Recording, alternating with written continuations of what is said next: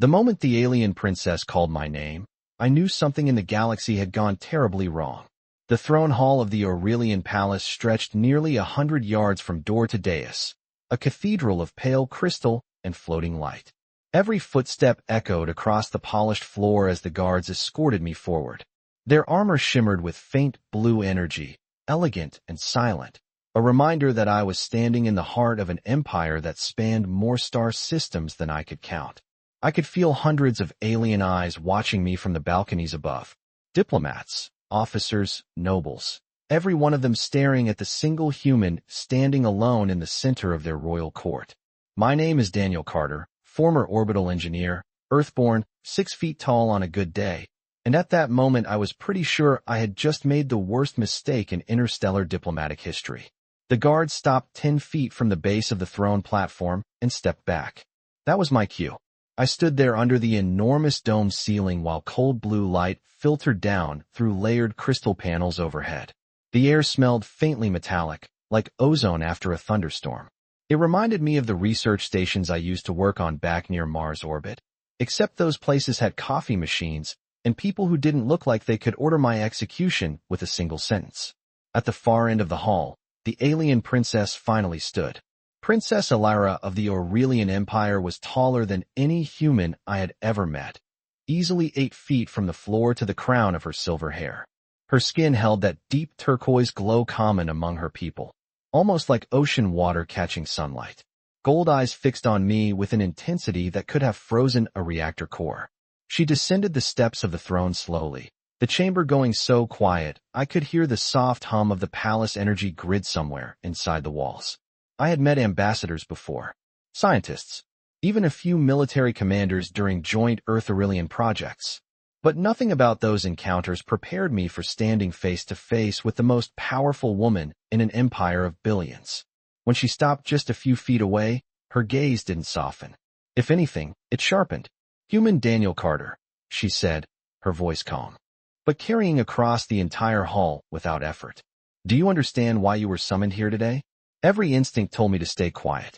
Diplomatic protocol manuals probably had entire chapters about moments like this. But standing there under those lights, with half the galaxy watching, I realized something important. I hadn't done anything wrong. So I answered honestly. "I have a guess." A ripple moved through the gathered crowd. Some kind of translator pulse flickered along the walls as my English converted into the imperial trade language.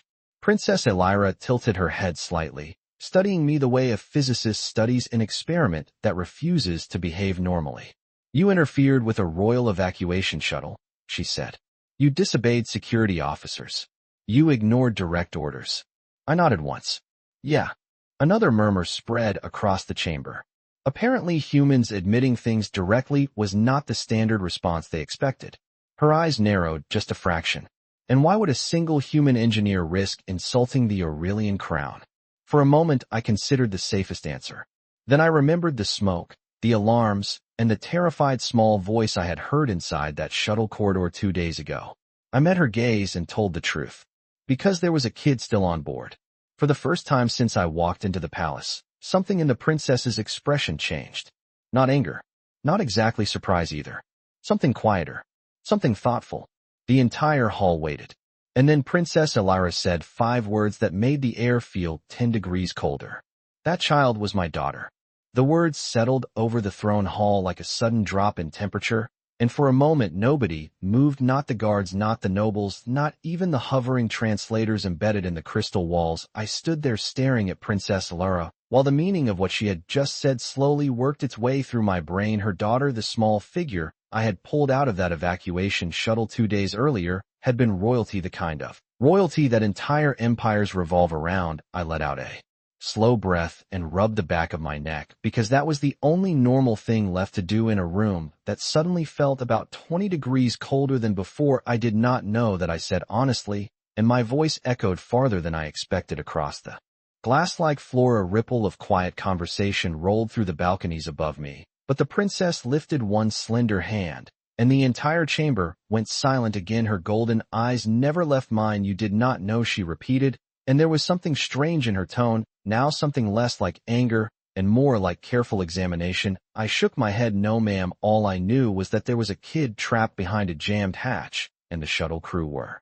already evacuating the station. I figured somebody had to go back for her. Another murmur spread through the hall, and this one carried a different energy: curiosity, perhaps even disbelief. I remembered that moment clearly, the station alarm lights flashing red, the corridor temperature climbing past 90 degrees Fahrenheit, the automated warnings echoing through the metal walls. Evacuation protocols did not leave much room for second thoughts, but when you hear a child calling for help through a sealed door, you tend to forget about protocol. I had grabbed a thermal tool from a maintenance rack, forced the hatch open, and found a small blue-skinned girl clutching a navigation tablet twice the size of her hands. She had stared up at me with wide golden eyes, almost identical to the ones now studying me from only a few feet away in the palace hall. You disobeyed multiple security commands, Princess Aura said quietly. Her voice carried through the chamber again, but the sharp edge from earlier was fading. Yes, Your Highness, I did. And you entered a restricted royal transport without authorization? Yes, ma'am. That too. She tilted her head slightly, the silver strands of her hair catching the floating palace lights. Most beings in this galaxy would hesitate before interfering with imperial security operations. I shrugged a little, because there really was not a better explanation. Where I come from, if a kid is stuck somewhere dangerous, you help them first and sort out the paperwork later. For the first time, a few of the alien officers standing along the walls shifted in place, as if that answer had not been included in whatever briefing they had received about human behavior. The princess looked at me for several long seconds, and the silence stretched until I could hear the faint hum of the palace climate systems circulating cool air through the vast chamber. Finally she spoke again, and her voice was quieter, now almost thoughtful. My daughter described you differently than the security reports did. That caught me off guard. Oh yeah? What did she say? Princess Alara took one slow step closer until only a few feet separated us, and the light reflecting off her turquoise skin softened just slightly. She said the human smelled like engine grease and burnt wiring, but he smiled the whole time and promised her the stars would still be there when the smoke cleared. I blinked, because I remembered saying something like that while carrying her down the corridor toward the escape platform. It had seemed like the right thing to say to a scared kid, but judging by the stunned silence spreading through the throne hall, it sounded like something far more unusual to the Empire watching us. The princess studied my face carefully, and then she said something that made every noble in the chamber lean forward at the same time. She said the human was not afraid of me, and I would like to understand why. For a moment, I was not sure how to answer her question, because the truth sounded a lot less impressive when you actually said it out loud. The entire imperial court waited in silence, hundreds of alien officials watching the single human standing in the middle of their crystal hall, while their princess studied him like a puzzle that refused to solve itself. I shifted my weight slightly on the smooth floor and glanced up at the enormous dome ceiling, where soft white light filtered down like daylight through frozen water. Your Highness, I finally said, where I come from, people are just people. It does not matter if they are rich or poor, important or not. If someone needs help, you help them first. Princess Alara did not respond immediately. She simply looked at me, and I could almost feel the gears turning behind those golden eyes, as if she was examining every word for hidden meaning around us. The nobles along the balconies whispered quietly among themselves, their voices blending into a faint, distant murmur that echoed against the crystal walls. One of the palace translators flickered softly, adjusting the language flow, but the princess raised her hand again, and the room returned to silence. You claim you were not afraid of me, she said slowly, yet you knew the shuttle belonged to the royal fleet. I shrugged a little, because there was no point pretending otherwise. Yes, ma'am, I knew that the insignia on the hull was hard to miss. Then, why did you continue? She asked. Most beings in the Empire would step aside immediately rather than risk interfering with Imperial command. I thought about that question for a moment, remembering the sound of the evacuation alarm, the heat in the corridor, the frightened voice behind the sealed hatch. The answer felt simple to me, even if it clearly was not simple to the Empire watching us, because there was a child behind that door, I said, and I figured her safety probably mattered more than any rule in a manual. Another quiet ripple passed through the chamber, but this time it carried something different, not outrage, not shock, something closer to curiosity. Princess Alara began walking slowly around me, her footsteps soft against the polished floor as she circled like a scientist studying a rare specimen. I kept my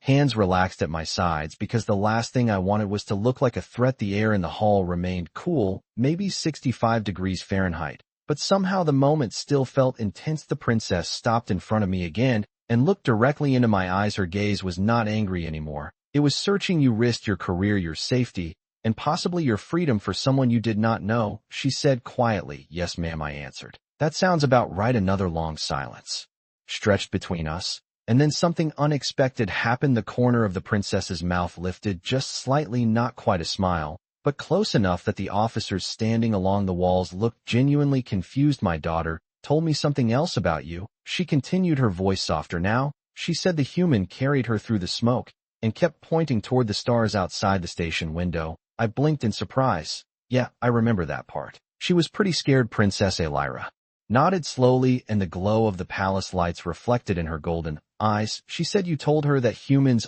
always look up at the stars because they remind you that the universe is bigger than fear. I rubbed the back of my neck again, because hearing your own words repeated inside an alien throne hall felt strange. I guess that sounds like something I would say. The princess studied me for several seconds more, and then she spoke a sentence that made the entire room lean closer. Without realizing it, human Daniel Carter, the Empire believes you interfered with royal authority, but my daughter believes you saved her life, and I intend to discover which of those stories is true. The throne hall remained silent after the princess spoke, and for a moment I realized something strange was happening. The entire imperial court was no longer looking at me like a criminal. They were looking at me like a question that nobody knew how to answer. Princess Allura turned away from me slowly and walked back toward the base of the throne platform. The long flowing fabric of her ceremonial mantle moved behind her like liquid silver. Beneath the palace lights, she stopped halfway up the steps and looked out across the chamber at the gathered nobles, officers, and diplomats. The Empire claims that this human interfered with royal protocol, she said, her voice carrying easily through the vast chamber. The Empire claims he disrupted a security evacuation and disobeyed orders. Several officials along the balconies nodded stiffly, clearly relieved to hear the official version repeated aloud. But then the princess continued speaking, and her tone shifted just enough that every head in the room lifted slightly. However, my daughter claims something different. She claims that when the corridor filled with alarms and confusion, this human was the only person who walked toward danger instead of away from it. She claims he carried her through the smoke while promising her that the stars would still be there tomorrow. A quiet wave of murmuring passed through the chamber again, and I stood there awkwardly in the center of the floor, wishing I had a wrench or a maintenance console to hide behind. Because public attention from an interstellar empire was not something any engineer trains for. Princess Allura slowly turned her head back toward me. Human Daniel Carter, she said. Yes, Your Highness, I answered. She studied me again, the same thoughtful look returning to her golden eyes. You understand that if the council decides you disrupted royal authority, the consequences could be severe. Yes, ma'am, I said. I figured that much when your guards showed up at my apartment this morning. A few of the officers along the walls shifted uncomfortably, and one of the nobles on the upper balcony leaned toward another, whispering something that made them both glance down at me with renewed interest. The princess descended the steps again until she stood a few feet away from me. Once more the distance between us felt smaller, now less like the space between ruler and prisoner, and more like the space between two people trying to understand each other. You appear remarkably calm for someone standing before an imperial tribunal, she observed. I let out a small breath. Well, Your Highness, worrying about things I cannot control has never been one of my best skills. I am an engineer. Most of my life involves broken equipment, failing power systems, and repair schedules that should have been done 2 weeks earlier. She blinked once, clearly not expecting that answer, and a faint ripple of amusement flickered through the faces of a few diplomats watching from the side platforms. The princess tilted her head again, as if re-evaluating everything she thought she understood about humans. Tell me something, Daniel Carter, she said quietly. Yes, ma'am. If you had known that the child inside that shuttle was the daughter of the ruling princess of this empire, would you still have opened that hatch? I did not even need to think about it. Yes, Your Highness, the answer came out immediately. Because scared kids are scared kids no matter who their parents are. Another silence spread through the hall, but this time it felt different, warmer, somehow less tense. Princess Allura studied my face for several seconds more before she finally spoke again, and when she did, the entire court leaned forward at once. Then, there is something I must test, she said. Because if what my daughter believes about humans is true, then your presence here may change far more than one imperial report.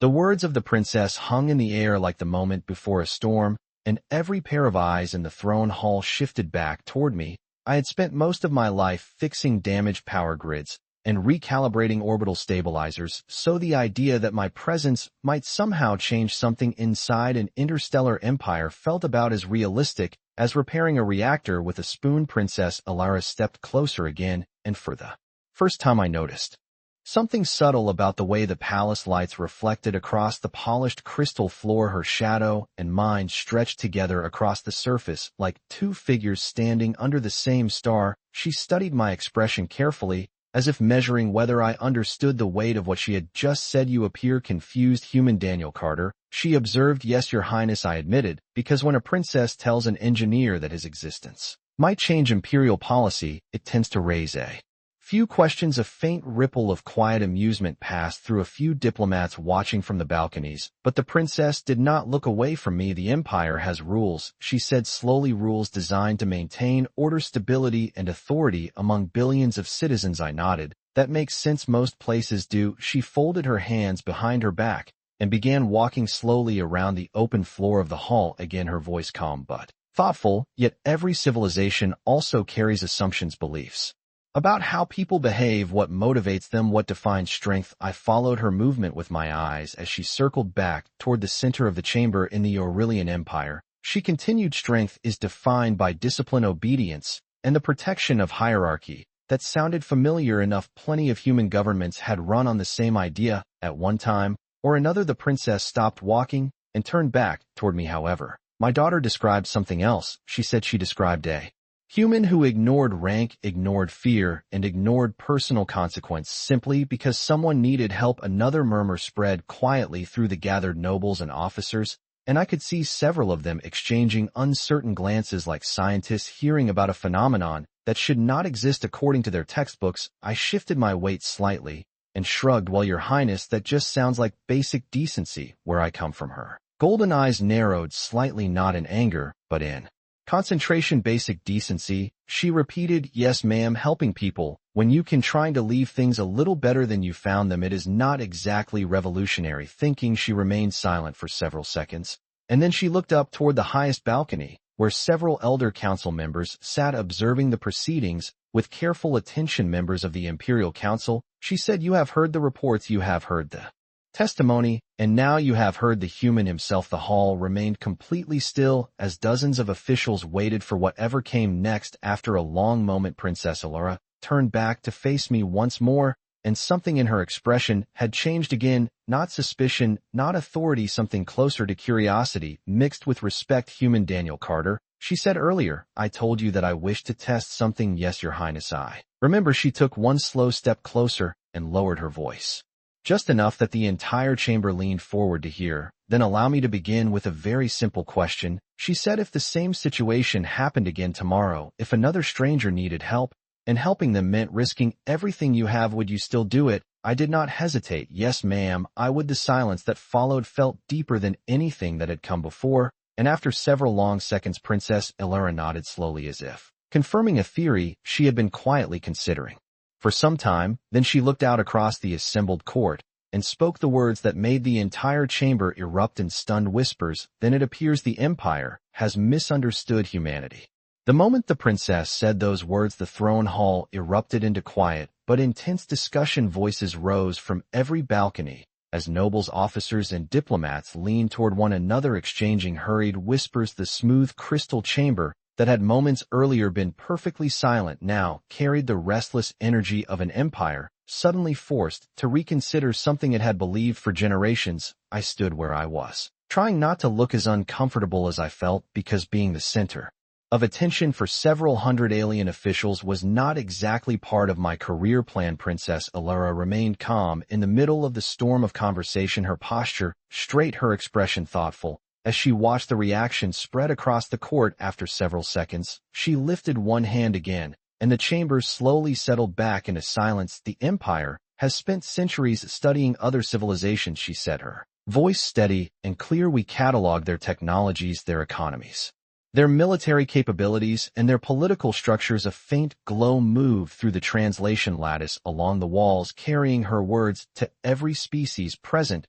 Yet one element of civilization is often ignored. She continued, something far less measurable than power or territory. Curiosity rippled again through the room, and I noticed several scholars in the upper balconies activating small recording devices. Princess Alara turned slightly toward me. Once more, human Daniel Carter, earlier you described your actions as basic decency. Yes, Your Highness, I replied. She nodded, as if confirming something important, and yet according to the reports submitted by our security command, your decision was statistically irrational. The evacuation had already been ordered. The risk assessment advised withdrawal, and the royal protocols clearly stated that no civilian technician was authorized to interfere with fleet operations. I scratched the side of my head thinking about that. When you put it that way, I guess it does sound pretty irrational. A few quiet laughs slipped from somewhere among the diplomatic observers, but the princess continued studying me with the same focused interest. Most civilizations value survival above all else, she said. Calmly, they teach their citizens to avoid unnecessary risk, to preserve stability, to protect themselves and their own communities. She paused for a moment before finishing the thought. But your species appears to demonstrate something else entirely. I shrugged slightly. While humans do care about survival, we just also care about each other. Another soft wave of murmuring moved through the hall, but this time the tone carried less disbelief and more fascination. Princess Elira slowly walked past me toward the center of the chamber, her silver hair catching the floating lights overhead as she addressed the court again. If the human statement is accurate, she said, then the defining strength of humanity is not technology, not strategy, and not physical capability. She stopped walking and looked out across the rows of watching officials. It is empathy. The words seemed to land heavily in the vast room. Several council members exchanged thoughtful glances while others leaned back in their seats, considering the idea as if it were a new scientific theory. The princess turned back toward me one final time. Human Daniel Carter, yes, Your Highness. If empathy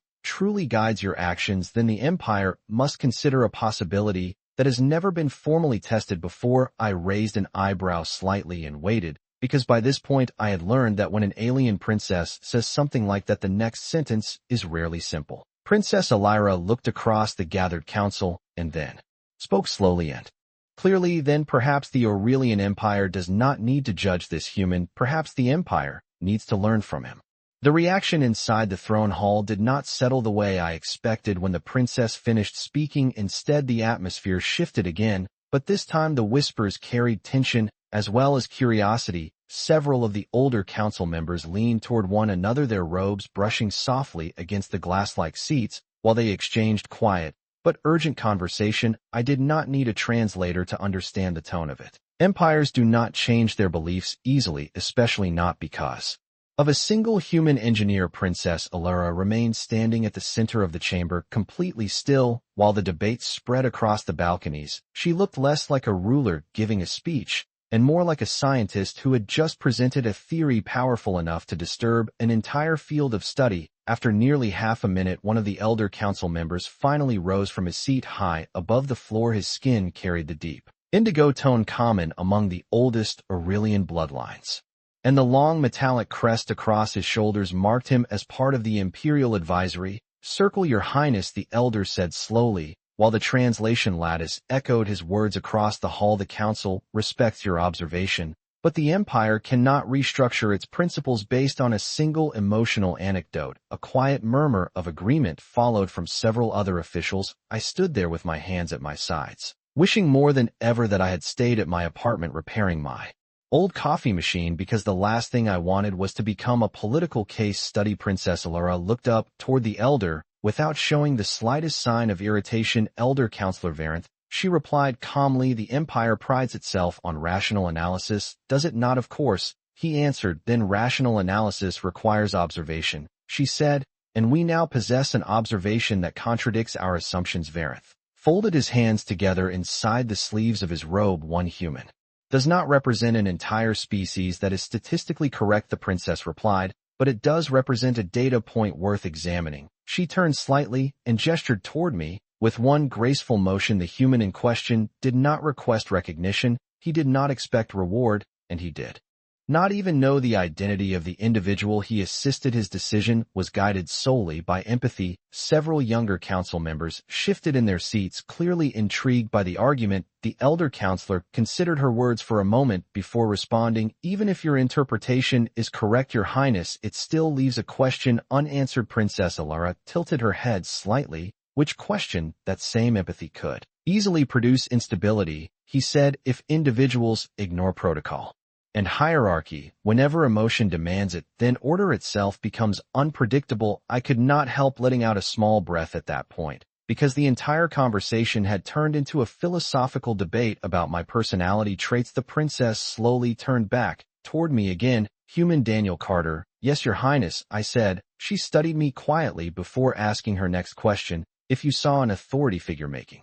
a decision that you believed would harm innocent people, would you follow the order or disobey it?" I rubbed the back of my neck again, thinking carefully, because answering questions in an imperial throne hall felt a lot like walking across thin ice. "Well, Your Highness," I said slowly, "where I come from, authority is supposed to protect people, not endanger them. So, if something felt wrong, I would probably speak up." Another wave of murmuring spread across the chamber, but this time the reaction carried a noticeable shift. "Something closer to respect." Princess Elira looked up toward the council again, and her voice carried clearly across the vast room. "Then perhaps the true strength of humanity is not simply empathy," she said. "Perhaps it is the courage to act on it."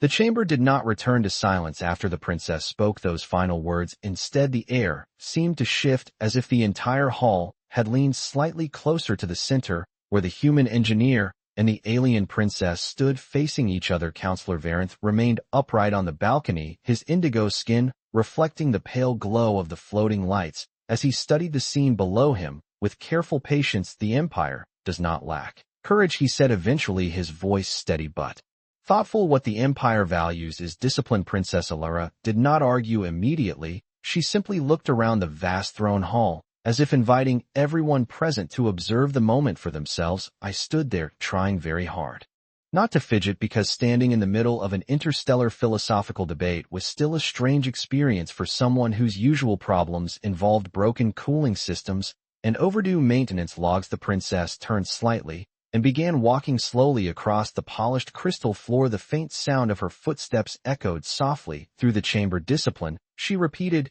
"Yes, the Empire teaches discipline, obedience, and loyalty to structure." She paused beside one of the tall, transparent columns that supported the upper balconies. "But discipline without compassion becomes rigidity, and rigidity eventually breaks under pressure." A quiet wave of murmurs spread again through the watching council members, but this time the tone carried less resistance and more reflection. Varanth folded his long hands together inside his sleeves. "Perhaps," he said, "but the alternative you propose risks chaos." Princess Elara turned back toward him, and her golden eyes caught the light of the palace ceiling. "Chaos exists in every civilization, Elder Counselor. The question is how a society responds to it." She gestured calmly toward me. "The human did not create disorder, he responded to it." I shifted my weight slightly and tried not to look as awkward as I felt, because hearing a royal debate about the meaning of your actions is not something any engineer expects during a normal week. The princess stepped closer again until she stood beside me rather than across from me, and the subtle change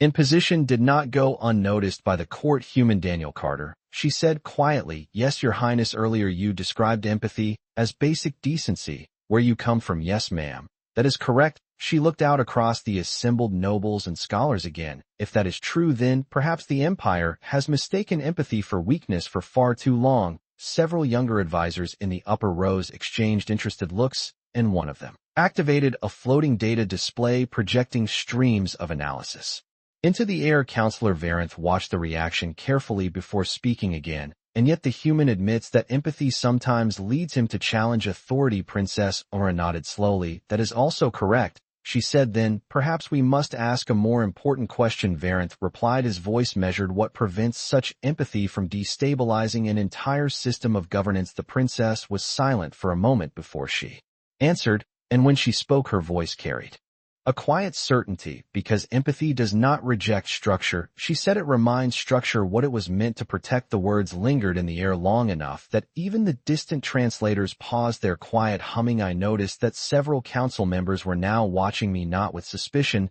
but with genuine interest. Princess Alara turned slightly toward me again. Human Daniel Carter, yes, Your Highness, if you return to your home world tomorrow, what would you tell your people about this empire? I blinked at the unexpected question and thought about it for a second before answering honestly. I would probably tell them that your empire is very organized, very powerful, and very serious about its rules. The princess raised one eyebrow slightly, and I continued, but I would also tell them that today I watched an entire room full of powerful people stop and think about what kindness actually means and where I come from. That is usually the beginning of something important. The silence that followed was deeper than before, and when Princess Alara looked back toward the council, her voice carried a new clarity. Then perhaps, she said, the empire is not being challenged today, perhaps the empire is evolving. The silence that followed the princess's words felt heavier than any moment before it, as if the entire throne hall was holding its breath, while the idea settled into the minds of an empire that had not expected to question itself today. Princess Alara stood beside me rather than above me now, and that single detail seemed to carry more meaning than anything that had been spoken. Councillor Varanth slowly lowered himself back into his seat, but his eyes never left the center of the chamber where the debate had unfolded. The concept of evolution within a governing system is not one we approach lightly, he said carefully. The empire has endured for centuries because its principles remain stable. Princess Alara nodded slightly, acknowledging the point. Stability is valuable, she replied, but stagnation is dangerous. Several of the younger scholars along the upper balconies exchanged thoughtful glances while their data displays flickered. With quiet analysis, the counselor considered this before speaking again. Then perhaps the question we must answer is not whether empathy has value, but whether it can coexist with imperial order. The princess turned toward me once more, and for a moment the immense hall seemed to shrink around us. Human Daniel Carter, she said, yes, Your Highness, earlier you described empathy as basic decency and courage as the willingness to act on it. That is correct, ma'am, I replied. She studied my face carefully, as if measuring something invisible. If the empire were to adopt such a principle, she continued, how would humans maintain balance between compassion and responsibility? I let out a slow breath, because answering philosophical questions in front of an alien Parliament was definitely not part of my training, but the truth was simpler than everyone in the room seemed to expect. Where I come from, I said slowly, balance is not something a rule creates, it is something people practice every day. Curiosity rippled again through the chamber, so I continued, if someone breaks a rule just to help themselves, that causes problems. But if someone bends a rule to help others, people usually understand the difference. Princess Alara watched me closely, and the faintest hint of a smile touched the edge of her expression. So humans trust individuals to make those decisions sometimes. Yes, ma'am, sometimes they make mistakes, but sometimes they surprise you. The princess turned back toward the council, and the quiet confidence in her posture returned. Members of the Imperial Council, she said, the human has answered every question placed before him with honesty and consistency. He did not attempt to justify himself through status or negotiation. He simply described the principles his culture considers normal. The hall remained silent, but the atmosphere had changed. The tension that once filled the chamber now carried the quiet weight of consideration. Councillor Varanth leaned forward slightly. Then perhaps the human has demonstrated something more valuable than obedience, he said. Perhaps he has demonstrated perspective. Princess Alara inclined her head respectfully toward the elder councillor before looking across the room once more. The empire prides itself on learning from the stars, she said. We study new worlds, new technologies, and new alliances, yet today we may have discovered that the most valuable knowledge does not come from distant galaxies, it comes from understanding the values of those we meet. She paused long enough that every observer in the hall focused on her next words. Therefore, I propose that this moment not be recorded as a disciplinary hearing, she said. It should be recorded as the beginning of a cultural inquiry. The words spread through the chamber like a ripple across water, and I could see the realization forming across the faces of the assembled officials. Princess Alara finally turned back toward me, and her voice softened just enough that the moment felt unexpectedly personal. Human Daniel Carter, today you stood before an empire expecting judgment, but instead you may have helped it ask a question it has never asked. Before and for the first time since I walked into the throne hall, I had the strange feeling that something important had just started rather than ended. The throne hall remained quiet long after the princess finished speaking, and I realized that something subtle had shifted in the atmosphere. The tension that had filled the chamber when I first arrived had dissolved into something slower and heavier, like the moment when a room full of people realizes they are witnessing the start of something larger than the conversation itself. Princess Allura stepped forward again, and for the first time since the proceedings began, she was no longer speaking as someone evaluating a situation. She was speaking as someone deciding what came next. Human Daniel Carter, she said, her voice calm, but carrying easily across the enormous hall. Yes, Your Highness, I answered. She studied me for a moment, as if confirming that the same simple honesty she had observed earlier had not changed. Then allow me to ask one final question before this assembly concludes. I nodded slightly. Go ahead, Your Highness. The princess glanced briefly toward the council before returning her attention to me. Earlier you said that humans practice empathy daily, that it is not simply a rule, but a habit of choice. That is correct, she said. If the Aurelian Empire were to begin studying this human principle of empathy, what would you expect to happen? I rubbed my chin for a second, because that was a bigger question than anything I had been asked so far. Well, Your Highness, if you ask a human what happens when people start paying attention to each other, the answer is usually pretty simple. They start seeing problems earlier, they fix things sooner, and sometimes they avoid mistakes before they get big enough to cause real trouble. Several scholars in the upper balcony began quietly recording my words, while others exchanged thoughtful looks. Princess Allura listened without interrupting, and I continued. When people only follow rules, they sometimes forget why the rules exist.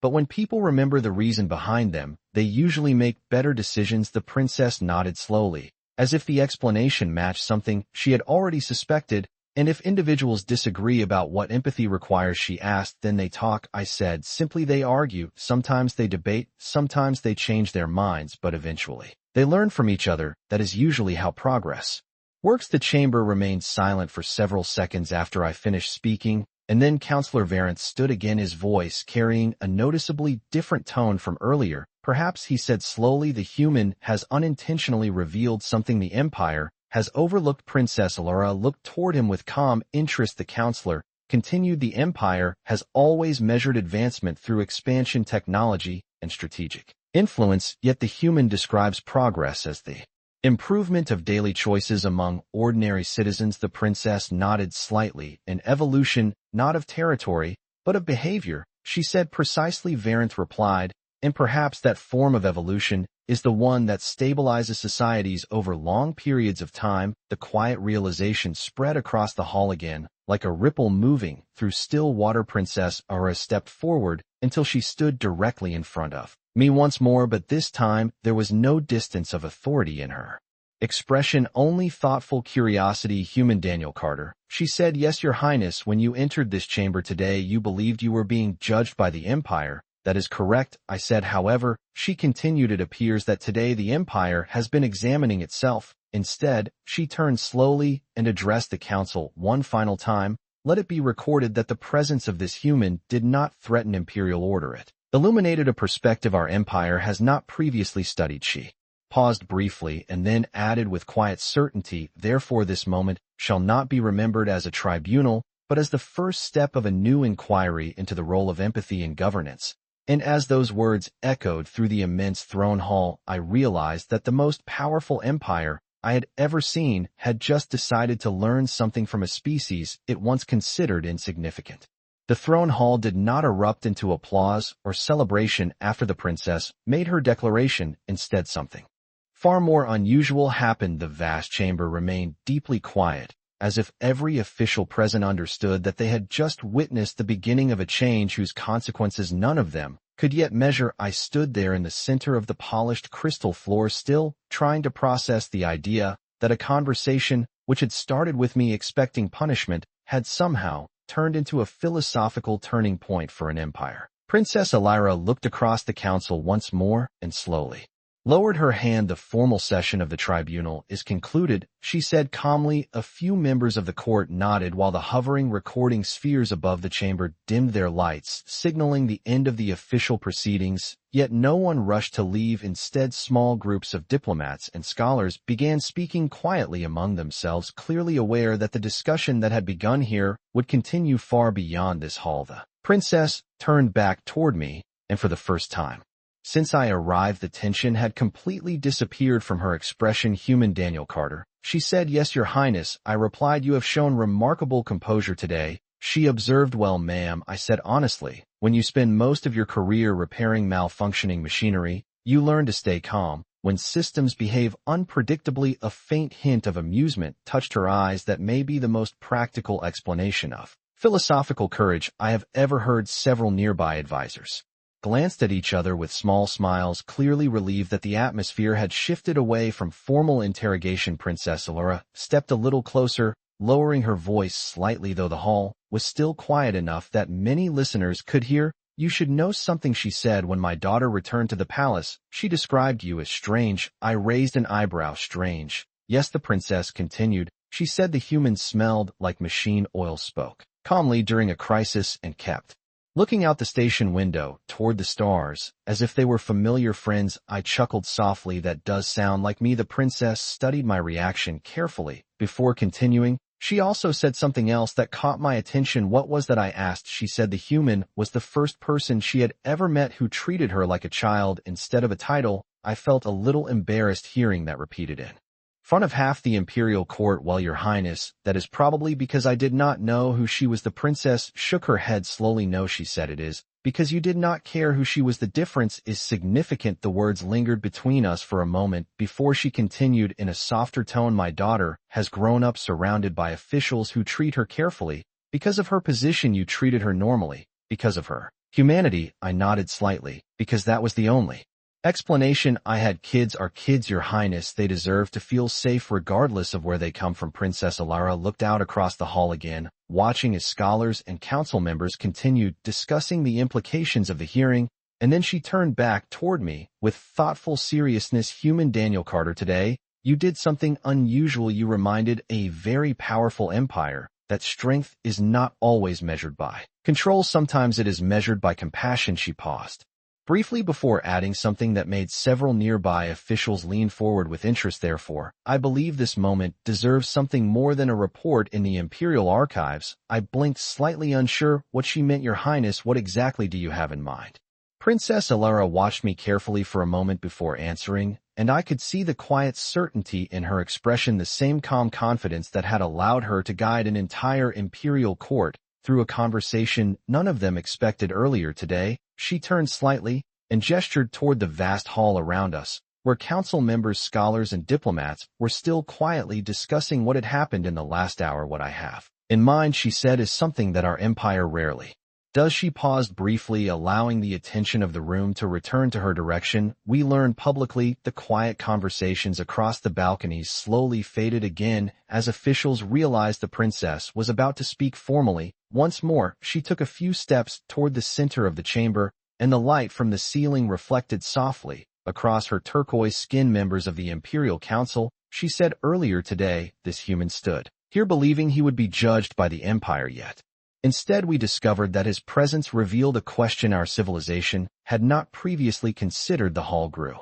completely silent as she continued. Therefore, I propose that the Aurelian Empire establish a new initiative, a program dedicated to studying the cultural philosophy of humanity, specifically the concept they call empathy. A ripple of surprise moved through the chamber as several advisors activated their floating displays and began recording the proposal. Princess Alara gestured gently toward me. And this program will begin with a simple step. We will invite the human who unintentionally started this discussion to remain within our empire for a short period as a cultural consultant. The words hung in the air long enough that I actually wondered if I had heard them correctly. I blinked twice and glanced around the enormous hall as dozens of alien officials turned their attention directly toward me again. Your Highness, I said carefully, are you asking me to stay here temporarily? The princess nodded. Yes, Daniel Carter, not as a prisoner, not as a subject of investigation, but as a guest of the empire. Your perspective has already demonstrated value, and I believe it would benefit our scholars to observe how human empathy operates in daily life. Several council members leaned forward, clearly intrigued, while others exchanged thoughtful looks. Councilor Varent slowly stood, once more his tone no longer skeptical, but reflective. Your Highness, he said, the proposal is unusual, but it is consistent with the Empire's tradition of intellectual exploration. Princess Elira inclined her head slightly.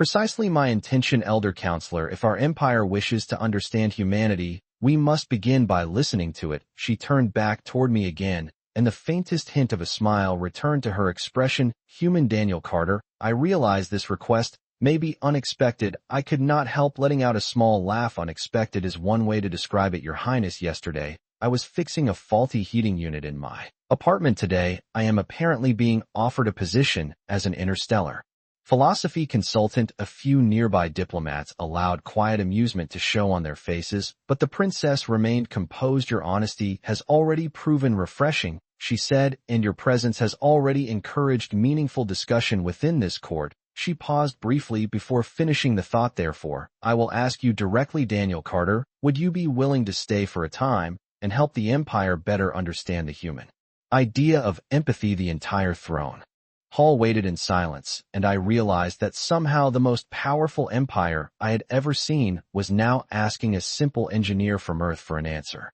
The throne hall remained perfectly still after the princess finished speaking, and for a moment I realized that every single person in the chamber was waiting for the same thing, my answer. I stood there under the pale crystal lights looking across a room filled with officials, scholars, and diplomats from one of the most powerful civilizations in the galaxy, and it occurred to me that my life had taken a very unusual turn. In less than 24 hours yesterday, I had been arguing with a broken heating unit in my apartment. Today, I was apparently being asked to help an alien empire understand the concept of kindness. I let out a slow breath and rubbed the back of my neck, because when a room full of powerful people waits for you to speak, the worst thing you can do is panic. Princess Allura watched me calmly, her golden eyes steady, but not demanding. There was no pressure in her posture, only quiet curiosity, as if she genuinely wanted to hear what a human would say in a moment like this. I glanced around the hall once more, noticing that many of the council members who had looked skeptical earlier were now leaning forward with interest,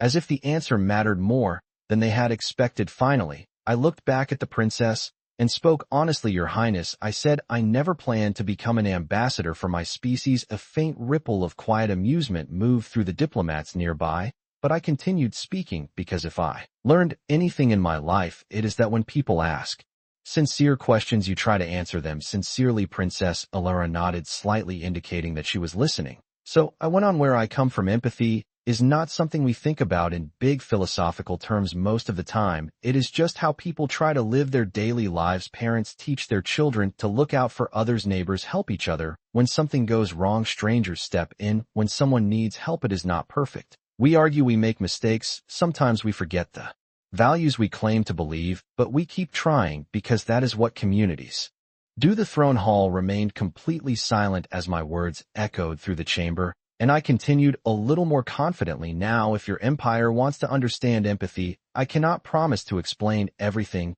but I can share how humans practice it, how we struggle with it, and how we learn from it. Princess Allura studied my expression carefully, and I could see the faint glow of approval in her eyes, so I finished with the only answer that felt honest. Therefore, Your Highness, yes, I would be willing to stay for a while and help your scholars understand how humans see the world. A quiet wave of reaction spread through the hall, not applause exactly, but something deeper, a collective acknowledgement that the moment had reached its conclusion. Princess Allura inclined her head slightly in a gesture that felt both royal and sincere. Then, it is settled, she said calmly. Today, the Aurelian Empire begins a new chapter of understanding. She looked across the council one final time, and her voice carried with quiet confidence. Let it be remembered that this moment did not begin with power or strategy. It began with a simple human decision to help someone who needed it. The princess then turned back toward me, and her expression softened in a way that made the entire throne hall feel unexpectedly warm. The stars beyond our empire are vast, Daniel Carter, she said, and today we have discovered that sometimes the most important things we learn from them are not technologies or territories. Sometimes we learn what it means to have a heart.